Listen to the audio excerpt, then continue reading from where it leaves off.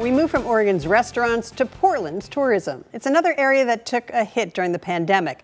But it wasn't just the pandemic taking a toll on Portland. Tourism in recent years, homelessness and crime continue to rise. Now, despite those challenges, has Portland tourism begun to bounce back? Joining me is Travel Portland President and CEO Jeff Miller. Jeff, thanks for joining me here on Eye on Northwest Politics. We were just talking a moment ago, and you were saying, yes, wahoo, we are back. Tell me about this. You know, Portland's tourism economy is really roaring back.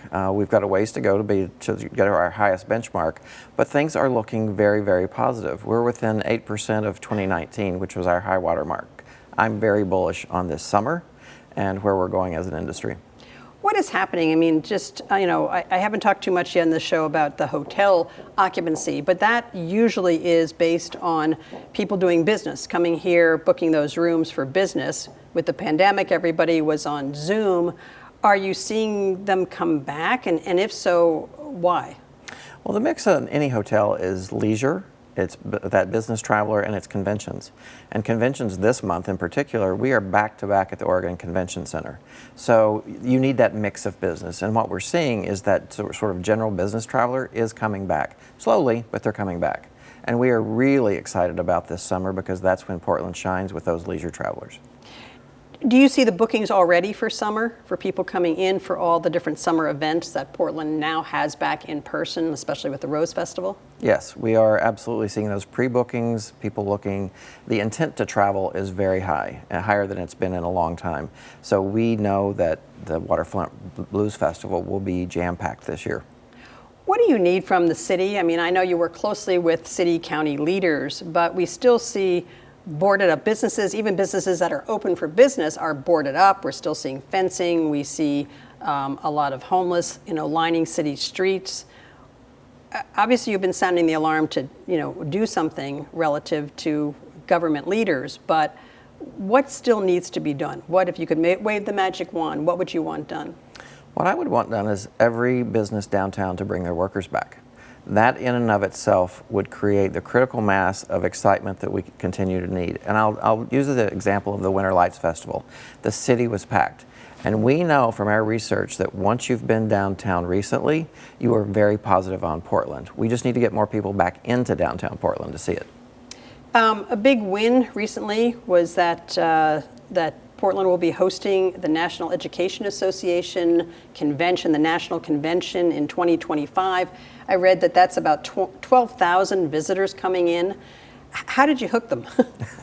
One of our secret weapons is getting that meeting planner to Portland to see it in person. And once we get them here, we take them out, we show them the restaurants, we show them the venues, we show them the hotels. And the Oregon Convention Center is a spectacular place. So all of that work is really competitive. They look at a lot of other cities, but our team is very practiced in the attributes of Portland that no other city has. This is a bidding process, as I understand. And when, other than bargains on hotel rooms, which everybody would try and offer some discount, but is there anything that you feel this time around that you were able to land this because of anything in particular with Portland, because the reputation has been tarnished when we had all the protests going on downtown. Right. The look of the city is still not what it once was. What do you think it was in particular with Portland where they said, oh, we're surprised, we didn't expect this? What really stood out? I think they got to town and they said, Portland looks fine. Compared to every other city we go to, Portland looks no worse. And when you start looking at the combination of things that their attendees can do in July of 2025, we've got the mountains, we've got the coast. And so those big conventions want to go to a destination where there are also other things to do before and after. And Portland has that in spades. Portland is only as good as what we're surrounded by, and look what we're surrounded by. Landing that, does that then open the door to others? Yes. That, the Women's Final Four, NCAA in 2030, once you land one of those big ones, then all of the other ones start looking at you. It's like, well, if they are willing to go, we better look at Portland again. What else do you see needs to be done, though, within the city to make changes that would encourage more leisure travelers to come here? We continue to need to work on graffiti abatement, clean up the streets, get those boarded windows down, as you note. But small businesses are opening, and they're seeing that when visitors are on the street. And it's that word of mouth that makes such a difference. We were talking before we started our show, and you mentioned the fact that you look around at other cities. You see what's going on in different cities, and that Portland is perhaps no different than a lot of other cities when it comes to the level of homelessness that we're seeing on the streets. It's absolutely true, and I think we as Portlanders are surprised by what we see and what we've seen.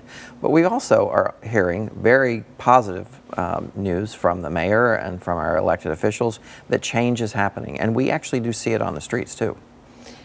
And when it comes to restaurants, is there anything that you'd like to see done to encourage more restaurants to be able to stay open?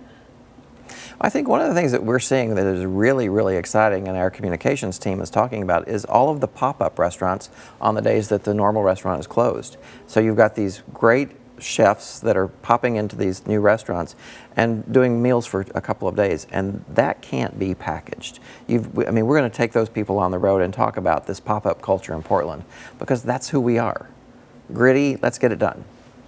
How do you get the word out to other places, even throughout the state, to get people back into Portland who are actually in-state, who are looking at, well, I want to do an in-state vacation, but I don't know about Portland, it's kind of scary. I mean, how do you get the word out to them to say, hey, come here? A couple of our major markets, we're in San Francisco, LA, but we're also in Bend and Eugene with our marketing campaigns. When you say in, what do you mean? We're advertising in those markets, both digitally, lots of different ways. And I will thank Travel Oregon for hosting their Governor's Conference on Tourism here in 3 weeks. So you're going to have people from all over the state going back to their cities and saying, Portland looks great. Interesting. When you say the advertising, does that really work? We see sometimes ads here from Wyoming, and I think, well, who sees an ad and it says, oh, I'm going to go to Wyoming? Does that kind of advertising really work, or how does that work? Absolutely. What kind of ketchup do you buy? Did you see it on TV? Advertising really sparks that interest. And our advertising is really about the authenticity of this city, and those are the stories we're telling. Interesting. Any last words that you think people should know about, Portland in terms of what's happening and where we're going? Come downtown, see it, see how exciting it is. Go out to a restaurant. We've got Ticket to Dine going on right now. So there's lots of good reasons to get you back downtown. All right. I love the positive, optimistic look that you have. That's great. All right. Thanks. Jeff Miller, CEO with Travel Oregon. Thanks for joining us on Eye on Northwest Politics.